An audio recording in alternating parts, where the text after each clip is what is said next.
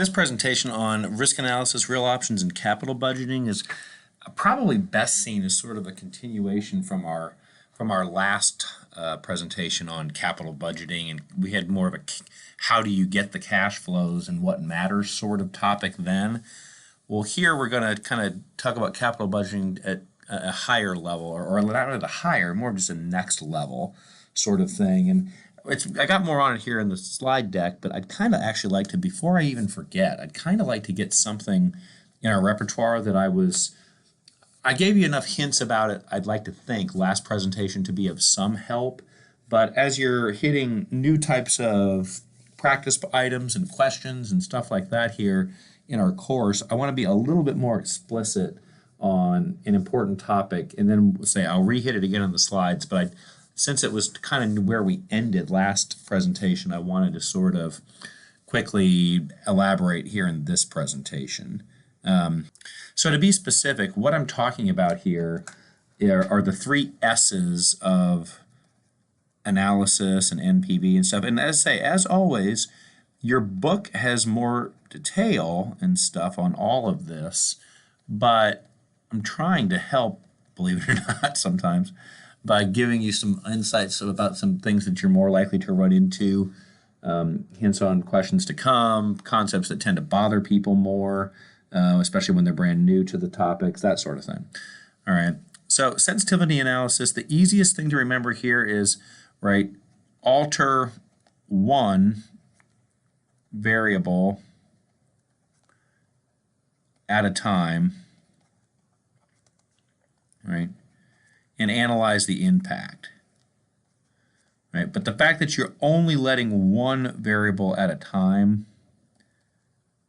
move and then seeing what the trickle-down effect is kind of a big calling card of sensitivity analysis, right? And this is usually done, right, with a somewhat limited range.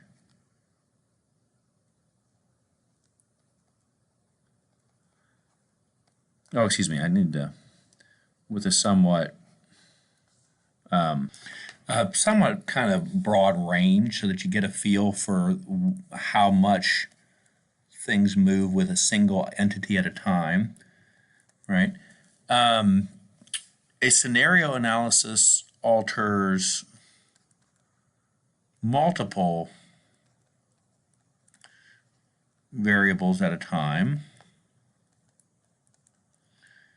And in particular, it has an even broader range usually, so usually includes even kind of a broader best worst case view, right? And a simulation, right, is the most complex, right? It allows multiple, again, variables to move at a time, right? Allows altering multiple variables to strong degrees. Sometimes it accounts for for correlations amongst the variables. Okay, so that's a biggie, right? And it uses a computer, basically always, right, to consider thousands or millions of what ifs. A lot of times we say a scenario, a viewpoint, you still might only consider something like the best case of these variables, the worst case, right, and the baseline case. So you might end up with something like, even allowing multiple things to vary, you might end up with here's my best case NPV, right? And usually NPV is our focus here, is 100. My baseline case is 20, and my worst case is, right, minus 70 sort of thing. So you might get those kind of outputs in information. With a simulation, a computer and the most common is the Monte Carlo simulation. And again, more detail, of course, in your text and such, but it actually tends to it gives you a full graph of like what to expect. And hey, here, and you can even kind of use zero NPV, of course, is a huge break-even, or excuse me, break-even NPV we're going to talk about momentarily, is of course a big deal, because if you get a graph of, say, the distribution of your potential NPV, then you can get a feel for like, hey, well, what's the probability that this actually loses money? You know, you can think of that statistically as like the area here. That's the integration, of course, is what the calculus there is, and the computer can help really do all this quickly, right? But that kind of thing with a full picture and stuff of distribution of possibilities is simulation done with a computer, and it's got that garbage in, garbage out thing too, though, on the bad side, and that sometimes it can make really pretty and impressive looking output, but you know, it's still a computer doing what a human being kind of tells it to do. But like you say, it gives you a better feeling for, you know, for example, how to view an NPV, because, you know, the baseline case, like an undergrad student and stuff too, and I teach a lot of classes like this, is, hey, let's get an NPV, and we get an NPV of, you know, 30 million or whatever. And when the NPV is 30, we just say, well, accept, do that project, right?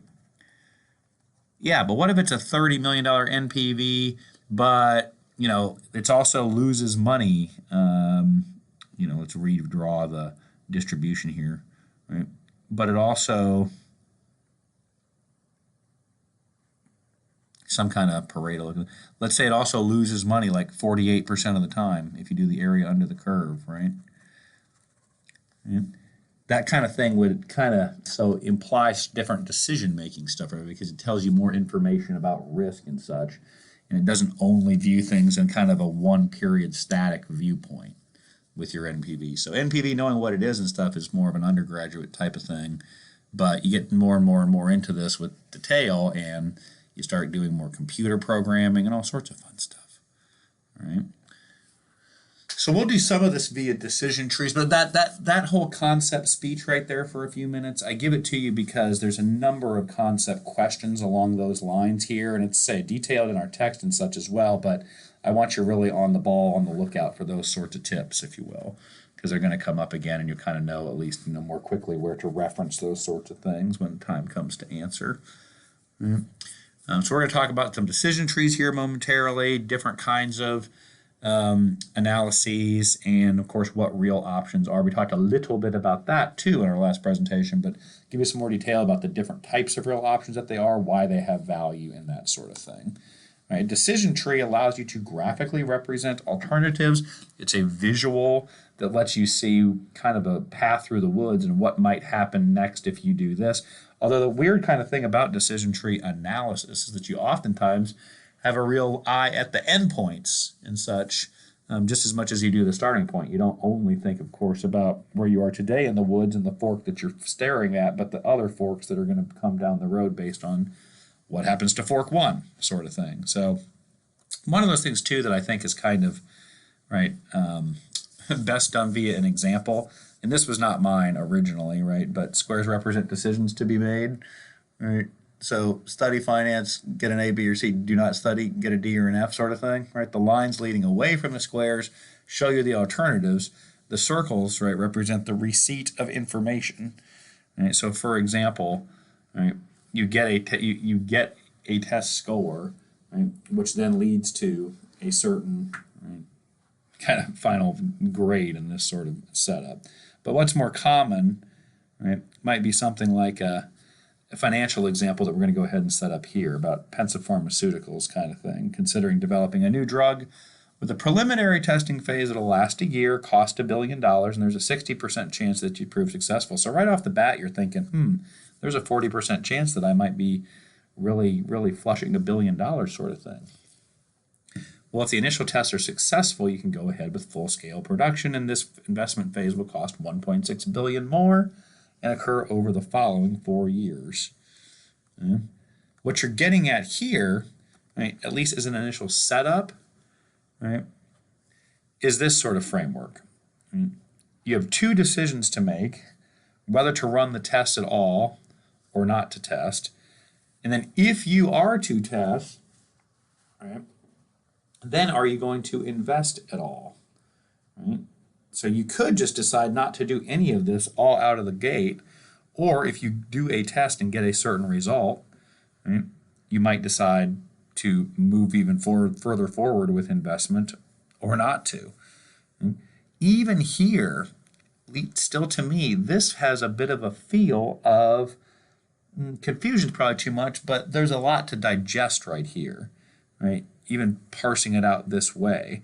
Whereas I think once you can put numbers to some of these values, this gets easier to deal with, right? So, for example, now remember me talking a minute ago, and by the way, as you see these numbers here, if you're wondering, well, where do those numbers come from? This is the first time we're dropping them on you as an example, right?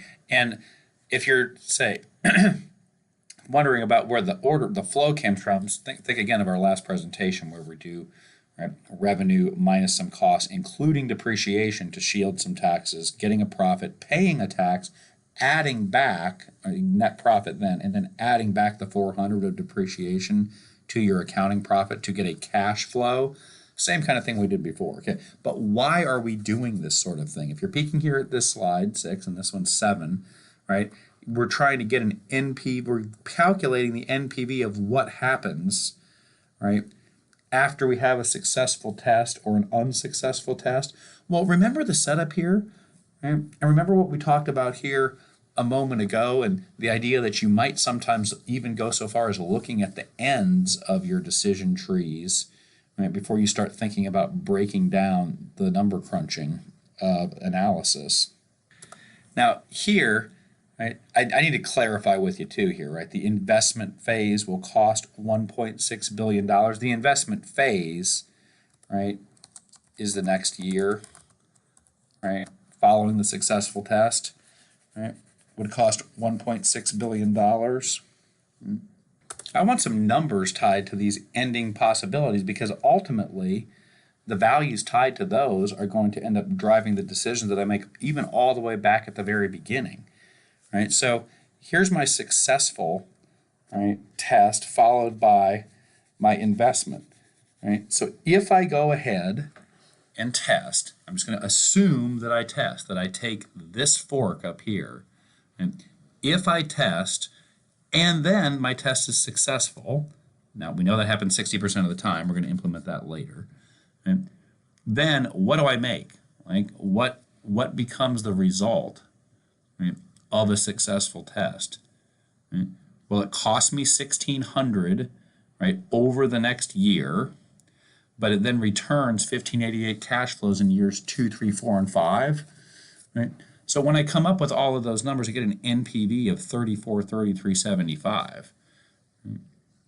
Now that's the NPV $33.75 a year away from now, right? Because I still have to test, right, over the next year before I begin this process. So that's the reason for the note off to the right here, right? Yes, it's $33.75, but that would be the NPV of, right, producing or investing after a successful test. But we're going to end up moving that back to year 0 later, right? Back to the start of all of this. And we're going to be using 10% as your cost of capital. I just going to give it to you in this case, kind of drop it out of the sky. Well, what happens if you have what if you don't invest after a successful test? Right? Well, that's just 0. Right? Your NPV would just be 0 if you're not going to invest, then you don't have to pay the $1,600 up front, but you don't get the cash flows either. Right? So that's kind of say in a lot of cases it'd be like, well, what's the if you're still getting a positive well, let's just table that. Sorry for the hemming and hawing, but let's just table that little part for a minute. How about if you do the test back here, you test and you fail, and we know that happens 40% of the time, but we're not going to worry about yet. If you fail, right, and you don't invest, then just like if you succeed and you don't invest, then the NPV of the not investing thing at this point is 0. Right? Okay. But what if you fail and you decide to go forward anyway? Now you might think, well, if you're going to fail and go forward anyway, then why do you even test, sort of thing? Well, you're onto something there, right? But let's peek together here. So what if you fail and decide to proceed anyway? And again, if you ask, well, where do these numbers come from? We're just giving them to you. We're just giving them to you. And you see what the big change here is the revenue, right? Because your variable costs here, right, are approximately 42% or so, 43% of your revenues. But the fixed costs, $1,800, and depreciation, $400, are the same when you compare these two strings of numbers. But as you can see here, now your 42 or 3% variable cost, which again, you don't have to calculate that here. We're just giving it to you in the example. The fixed costs are the same minus depreciation. Here's your profit. You don't have to pay much tax this time. Here you go, and then you add your depreciation back. Cash flows are now only $475 and $90. When you do the NPV of this, you have 4 of them again, $475, $90, right, at times 2, 3, 4, 5. When you get their values at time 1, it's about positive 1,500 or so. So that when you subtract the 1,600 investment amount, your NPV of proceeding after an unsuccessful test is minus 91. Okay. All right. Well, minus 91 is then the cost if you, right? So if your test fails and you decide to invest, right, that'd be minus 91. If you fail and you don't invest, that's just 0 again, right? So that makes it kind of obvious when you consider this case that if the test is a failure, then you're not going to invest. Whereas if the test is a success, in this case, you are going to invest, because in this case, the NPV, right, you're comparing it to 0, and it means successful test, positive NPV, green light. This one you're also comparing to 0, right, because the 0 is the value of not investing. And so in this case, since it's negative, not investing and getting the NPV of 0 following a failed test is the correct thing to do. A lot of this just comes with practice. Practice, practice, practice. Right? And you'll get plenty of opportunities to see some practice problems and then do some problems as well. And so what are we thinking about now in terms of, these are our endpoints, right? We're either, if we succeed or fail and we don't invest, the NPV is 0. If we succeed and invest, we just calculated this value. If we fail our test and invest, we get this value. So of course we kind of know, looking at this, right, setup, right, the right thing to do if I fail the test is to don't invest. The right thing to do if I succeed the test is to invest. Right? Well, now let's kind of work our way through. Right? What's your grand total expected payoff? Like, should you test at all? Would you be better off, right, just proceeding with your investment right away? So here on slide 9, we actually use those probabilities that we had earlier for the first time, 60-40. So 60% chance of success when you, excuse me, of your test. So that means 60% of the time you end up making your 34-34, since that's the obvious decision. This is no longer a choice anymore, right? The success, if you have a successful test, you're going to invest. If you have a failed test, you're not going to invest, right? So 60% of the time, since that's the rate of successful tests, you earn 34-34 in NPV. 40% of the time, you get a big 0 in NPV. Right. What's the value of 60% of the big payoff plus 40% of 0? It's just 2,060, 25. Well, what information does that tell me? Well, now I'm working my way backwards to sort of the start of this decision tree, and I'm thinking, oh, well, might say, I know what to do if I test. I proceed after success. I stop after a failure. Right? So the only question left is, do I test at all? Well, if I test, right, the expected value to testing is, right? 2060, right? But that's 2060 a year away, right? We won't have that NPV, the NPV that we've been discussing in each of them, and then they're joint when they're combined, right, is actually at time 1. So we have to discount the NPV, right, was a year away. So the true NPV at time 0 is, right, about $2,000, about $1,128 or so. Well, remember what the cost of, right, testing at the start was. It was $1 million. All these numbers we've been doing have been in thousands, or $1 billion. I'm sorry, I forgot. $1 billion. All these numbers we've been doing have been in thousands. Right? So the NPV at the start of the decision, the project, if you will, of running a test and potentially subsequently investing. Well, here's our upfront cost is your $1 billion, right? So these are all in millions, these values.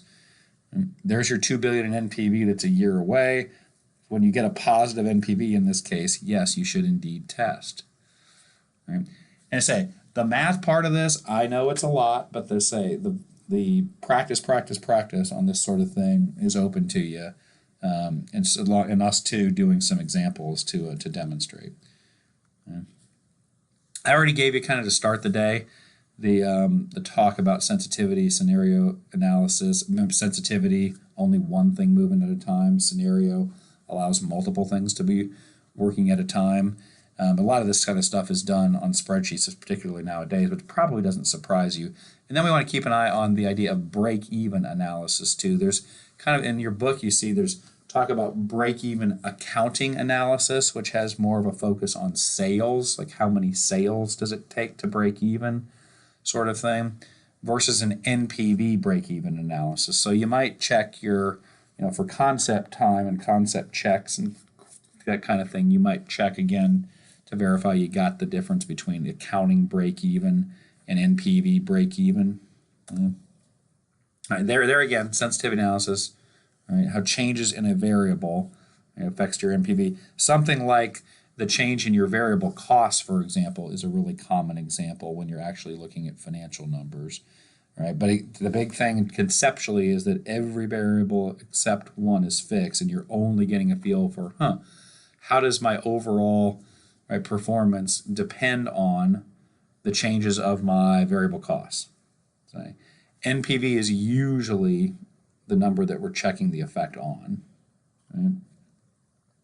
Useful to do a lot of what-if type questions because you pose a lot of what-if type questions, right, about things moving. Now, say a little hint in the real world, a lot of times if you have what-if questions about, say, one thing declining, it's correlated to other things. So with a computer, right, you can actually turn that kind of sensitivity analysis into a scenario and then even a simulation analysis because you're allowing more things to move at once after your first thing moves, and the trickle-down effect is that distribution of NPV kind of thing that we talked about.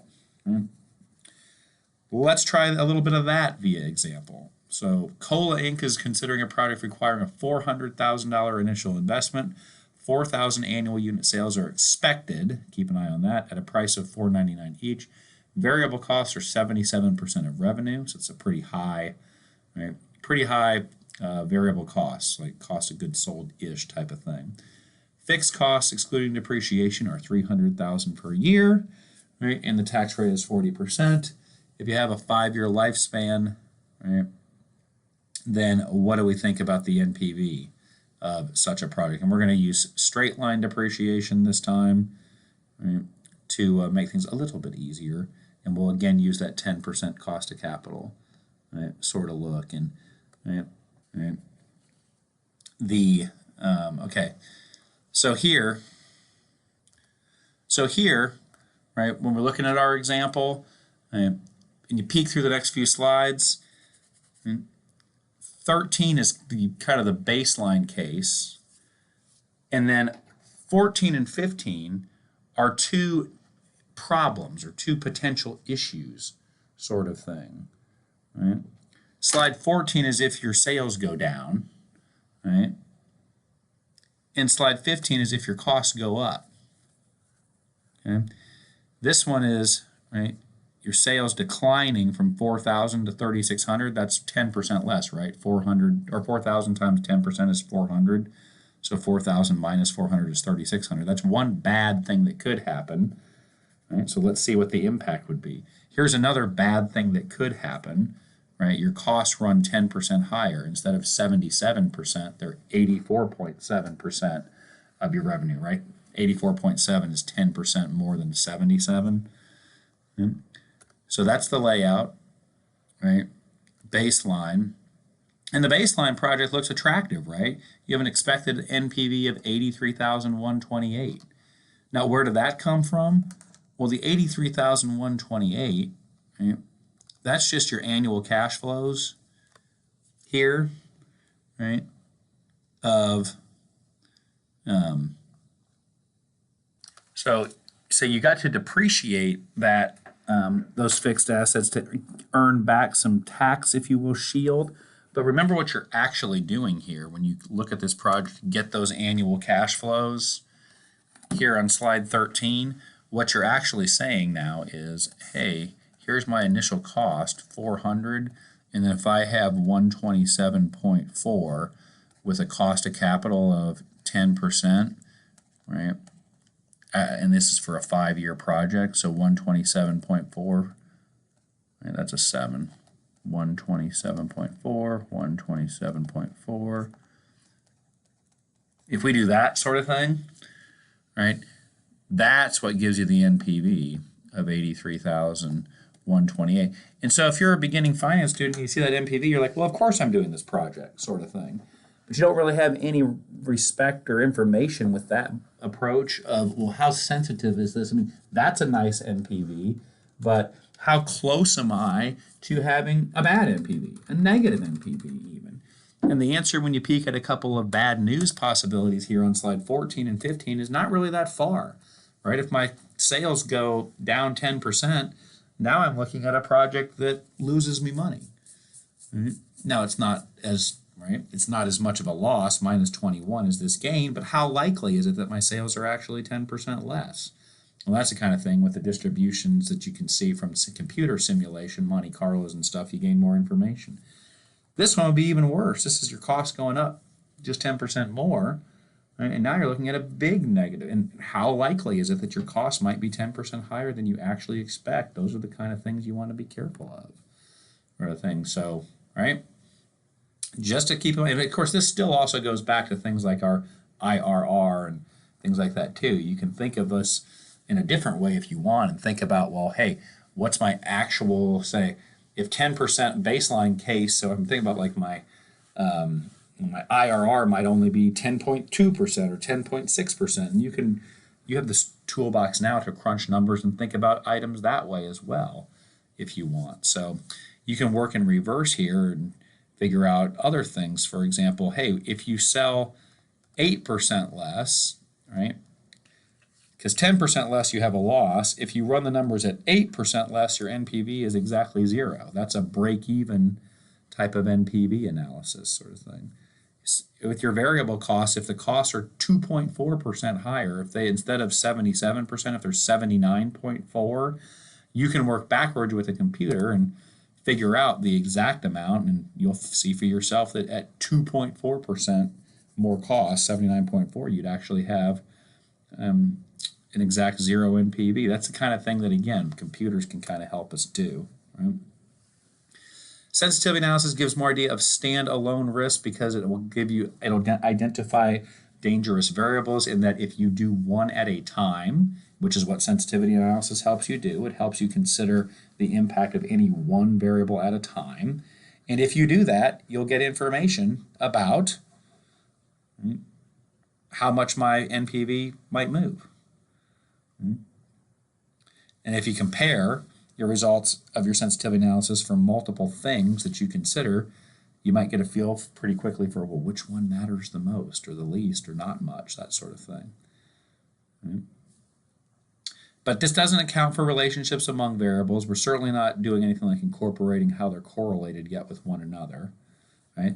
And this is also, right, not just kind of throwing out what ifs thing. without really acknowledging and just the kind of at the front, out front, how likely certain types of changes really are. Right?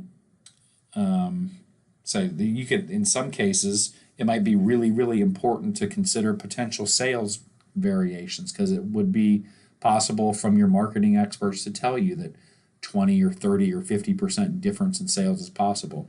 In other cases, that's less variable, but you might be much more susceptible to costs, sort of thing. That's the reason to show you those two examples back on 14 and 15.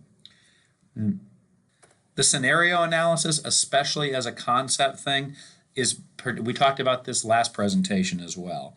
The scenario analysis tends to be the one most identified with the best case and worst cases. You're probably familiar with the phrases best case scenario, worst case scenario kind of thing. That's to say that if you want to look at the range or the min max, right, of your NPV, then scenario analysis is the most likely tool, and that's like a concept or vocabulary type item. That's something you probably want to be prepared for. We talked about that, I say, last presentation, that you can think of best case and worst case scenarios of individual items and do a best case, worst case sensitivity type analyses as well. But the most common place to talk about best case and worst cases is here in this realm of scenario analysis. Right? So let's allow, for example, sales and cost to both move this time. Right? Let's have even worse sales, a 15% decline, right? Units sold are 15% less than expected. Right? Sometimes with that in your scenario analysis, you might say that, oh, my costs are actually going to be even worse too. Maybe my costs go up to 80%. Right? This time, we've actually set up an example where there's a little bit of hedging, a little bit of mitigation here where, yeah, my sales are down, but my costs also go down a little bit too. In the base case, the hedging kind of works against us, where, all right, the best case scenario we can think of in terms of sales is that they're 15% higher from the baseline. But if that's the case, my costs are also going to go up a little bit more too. Now say, that's just a made-up example for the sake of illustration. You could have something that works the other way, where the variable costs actually get even worse along with the sales going up. And the variable costs get even better, lower, with the costs, with the units sold going up. But that's the kind of thing that will be individual, it'll be unique to each kind of firm and even to each kind of project, sort of thing. Right? So rerun numbers, yes. Worst case scenario, expected case you're familiar with. That's where the 83,128 came from a moment ago. Best case scenario, right? We didn't have one of those exactly earlier, right? But this is the first time we're allowing some good news to permeate. Right? So here's a 15% increase in sales from the old baseline. Right? This is now 78%. Right? So that mitigates a little bit. The fixed costs and depreciation are still the same amounts. So they're still just flat subtracted. That's the whole point of being fixed and depreciation, which was, again, remember, straight line this time. All right, your EBTs, pay your taxes, add back your depreciation expense to get an annual cash flow. We're still using the upfront cost of this project. The outlay, remember, was minus 400. 10% is the discount rate of the individual cash flow. So when you get all this information together, given these scenarios, right, here's your worst, best cases along with the baseline. Right? It's somewhat common to have a break-even type of approach, which we mentioned earlier, and I actually was explicitly talking about the net present value or financial break-even a minute ago.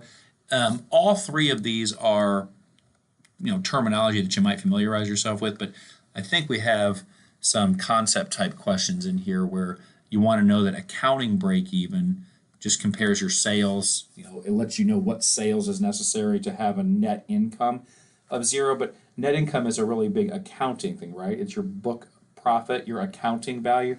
Financial break even, which someone like me is probably more interested in, you're still considering the impact of sales volume, but you don't care about the net income being zero. You care about the net present value being zero. So this one conceptually is more on the nose and the more important type of break even analysis for us. But you want to know the terminology here for these, especially the contrast between the accounting case where the net income would be zero based on the specific sales number that you hit. What target do you need for the net income to be zero? And financial, or NPV, sometimes it's also called, right? NPV, break even, is the sales necessary for your net present value to hit exactly zero. The simulation, concept wise, you want to know what it is. We're not in this class. This is more be like a master's level, and particularly in a finance, like Masters of Science of Finance only program would have its own modeling class with simulation and stuff. So it's a bit beyond the scope here. I've actually only ever taught it at like the 7,000 level sort of thing. So it's challenging. It's challenging because there's a lot of computer coding into it as well. But just knowing the basics, that it's computer driven, that it allows for correlations amongst the variables to be played in, and you actually can do it via the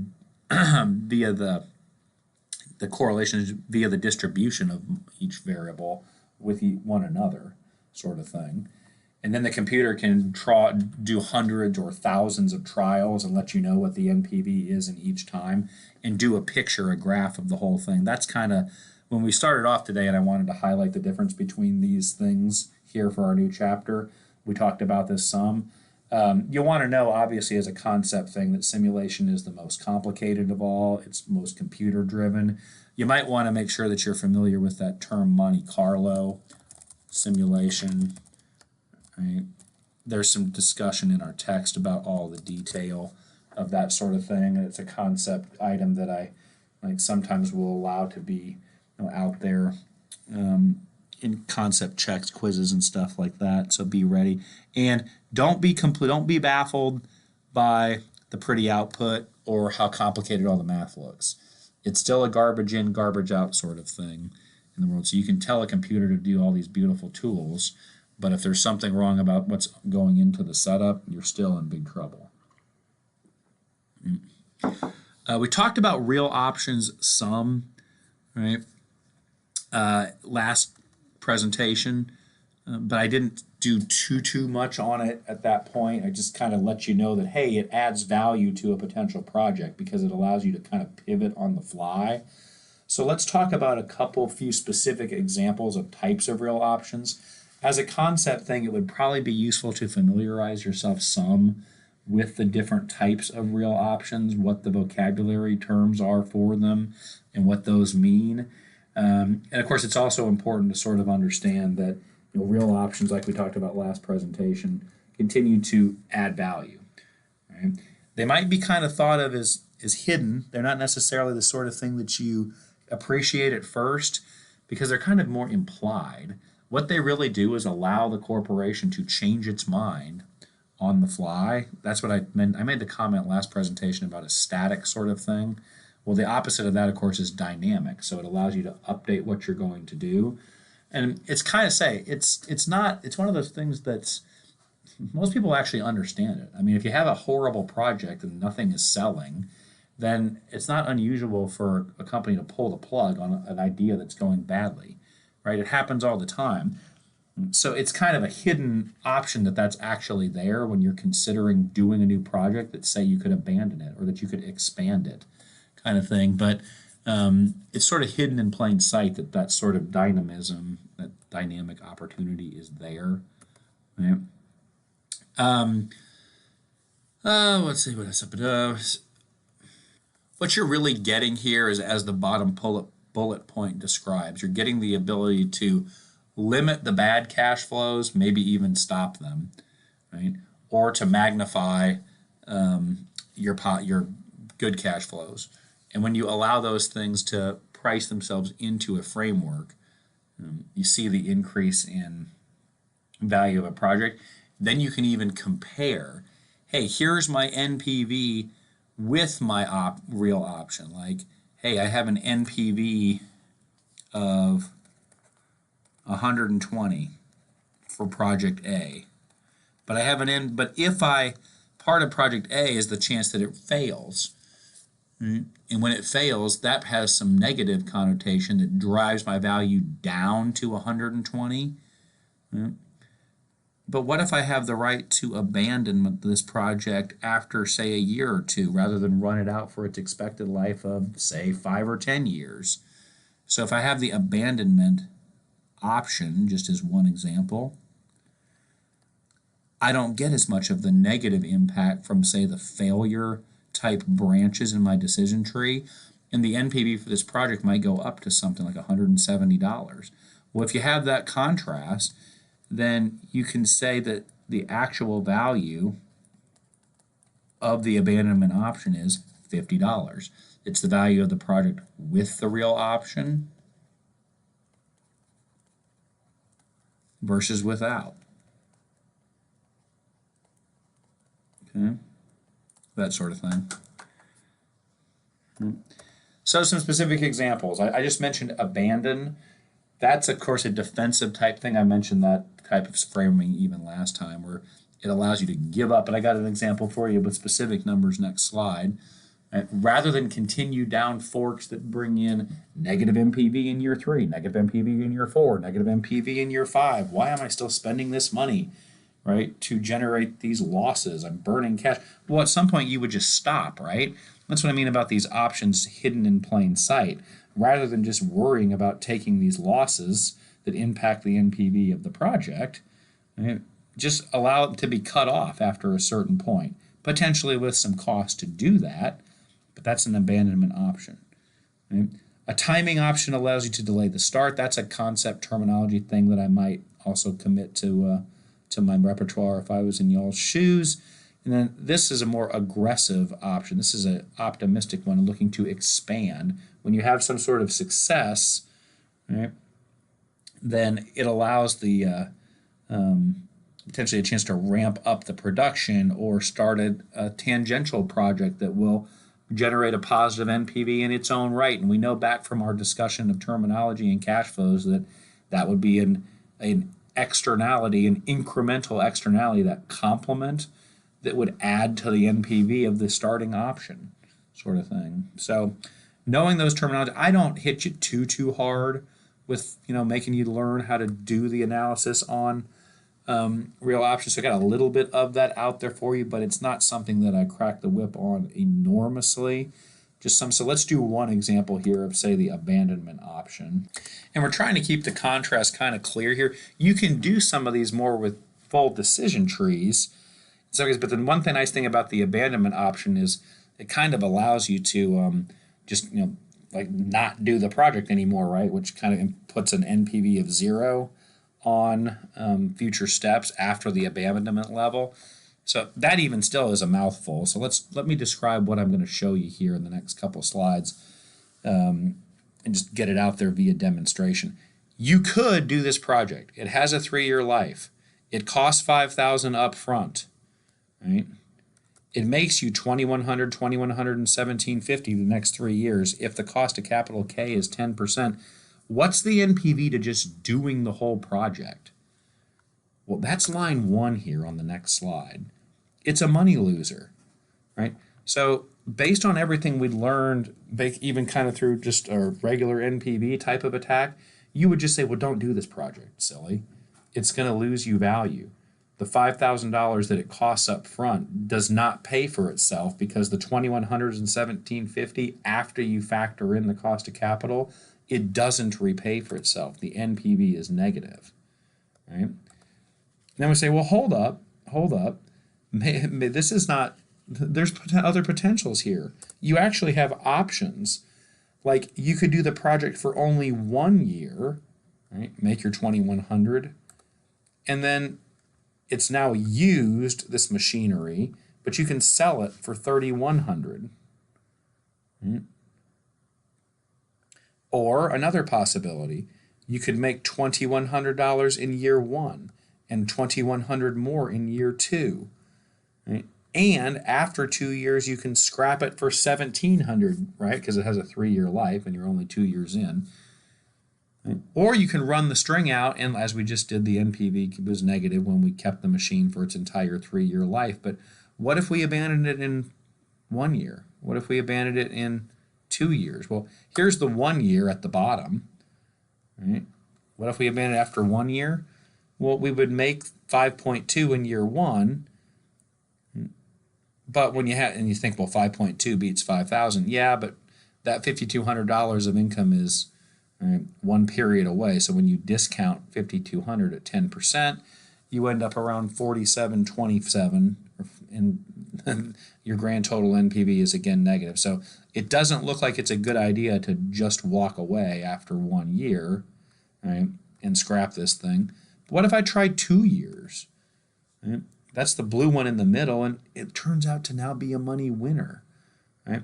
2,100 in year 1, 2,100 in year 2, 1,700, right, abandonment value as well in year 2. So now when I get the present value of 2,100 in year 1 plus 3,800 in year 2, you're using 10% still as the discount rate. It actually works out to be a little bit positive. Right? It works out to be a little bit positive. The only way it's acceptable is if you do it exactly 2 years. Right? And again, part of this, remember, is engineering life and economic life are not always the same thing. That's the reason that we had differences with things like taxes on salvage value, because the government, for example, in that case, made up a maker's depreciation schedule in our last presentation. Well, this is sort of akin to that. There's a difference between, right, the value of something versus its economic life value kind of thing. Right? Abandonment possibilities can greatly affect the risk of the project. It absolutely did here. Right? Here it made you get us to a position where, right, a project that was unattractive is now a good idea to do. It's just that you have to do it specifically for 2 years. And if you go back to kind of our terminology here, right, before you had the decision to either do the project or not, right? And do, right, was a money loser, minus 40 and 57 cents. So not, of course, has an NPV of 0. Here with abandonment option, right, your best value was, with abandonment option, had an NPV of 49.59. So what's the option value?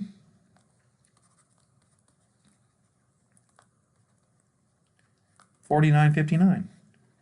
Right? It's the difference between, right, the project's NPV with and without. Right? And in this case, it isn't just that the option value itself has $49.50. It's that it completely changes your mind too on whether or not to proceed. There are other examples too. Right? You can have things like delaying the start of a project. And you can read the description here, but the chance to delay, right, the chance to delay here actually ends up saving you money because of the costs. The costs are going down. There might be some integral part, something technological perhaps, that is making this, right, cheaper as time goes. But the present values that you generate are the same. Now they're not the same in terms of net present value, so that's the reason for this column, right? This project today would earn you $5,000, and that's already at time 0 because we're talking about in the top row starting right now. If I wait a year, yes, then I'm at the setup where I'm saying, right, so this is a good for comparison, right? If I wait a year, I only pay $18,000, right? And the $25,000 that I earn comes throughout year 1 and is accounted for at year 2, as you know, that's our convention. But when you take your $25,000, right, and discount, oops, and I misspoke on that one. So I say it's $25,000 in present, so it might be something like, what's the 27? So it might be something like, I don't know, 2730 or something, and it's worth 25,000 is the NPV at time 1, right? 7,000, but that's your NPV at time 1, right? We'll do it again at time 2, right? And at time 2, right, you have a cost of 17,100, but the present value is 20. So say the 17,100, but the present value again is 25,000. Right, so 7,900. But that's the NPV 2 years away. Right? So to get an apples to apples comparison, remember the first NPV back here was 5,000. Right? So if you want the NPV at time, right, this one needs to be discounted once, this one needs to be discounted twice to allow for your comparisons, sort of thing. Okay. Well, that's what the final column, right, in gray here, NPV of 0 allows that all apples to apples comparison. Right? This real option is actually useful to execute. It allows you to make more NPV if you delay 2 years. And again, we would say without the real option, the best thing to do would just be start today because it does have a positive NPV.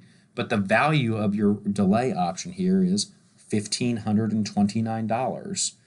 Yes, because that's the discrepancy between time 0 and time 1. Okay. All right, and say you want to get your concept stuff down too about expansion option, for example, but that's even more complicated to try to show and ask you about in a quick setting. So definitely knowing your differences on accounting break-even and financial or NPV break-even, knowing what real options are and why they add value in the vocabulary of the different kinds, those are all important. The distinctions between scenario sensitivity and simulation are all things that get asked about in the concept questions a lot. Monte Carlo is one type of simulation, is something good to know. So those just some ideas to help distill what you're likely to get questions about most of all here from our risk analysis, or really our capital budgeting, if you will, advanced portion.